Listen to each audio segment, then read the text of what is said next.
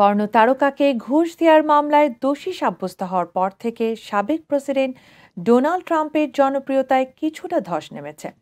বিভিন্ন জরিপে জনপ্রিয়তায় বাইডেনের সঙ্গে ব্যবধান কমছে ধীরে ধীরে। তবে কি আসন্ন প্রেসিডেন্ট নির্বাচনে প্রভাব ফেলতে শুরু করেছে ট্রাম্পের বিরুদ্ধে এই ফৌজদারি মামলার রায়?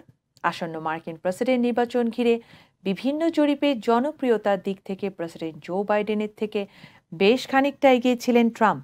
তবে ঘুষ দেওয়ার মামলায় দোষী সাব্যস্ত হওয়ার পর থেকেই পাল্টাচ্ছে চিত্র।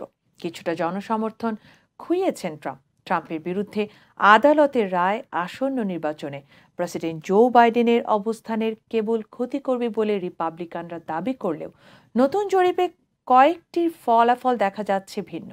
দ্য গার্ডিয়ানের এক প্রতিবেদনে দেখা যায়, মামলায় ট্রাম্প দোষী সাব্যস্ত হওয়ার পর গুরুত্বপূর্ণ ভোট কেন্দ্রগুলোতে কিছু সংখ্যক ভোটার এখন বাইডেনের দিকে ঝুঁকছেন। জনসমর্থনের দিক থেকে ট্রাম্পের সঙ্গে বাইডেনের ব্যবধান কমে এসেছে। এমারসন কলেজ পরিচালিত এক জরিপে দেখা গেছে বাইডেনের জনসমর্থন গেল মাসের তুলনায় 1 পয়েন্ট বেড়েছে, যেখানে ট্রাম্পের ক্ষেত্রে তা একই রয়েছে।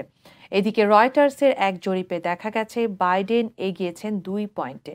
এছাড়া ইকোনমিস্টের বুধবারের জরিপে বাইডেন এবং ট্রাম্প দুজনকেই 42% জনসমর্থন পেতে দেখা গেছে।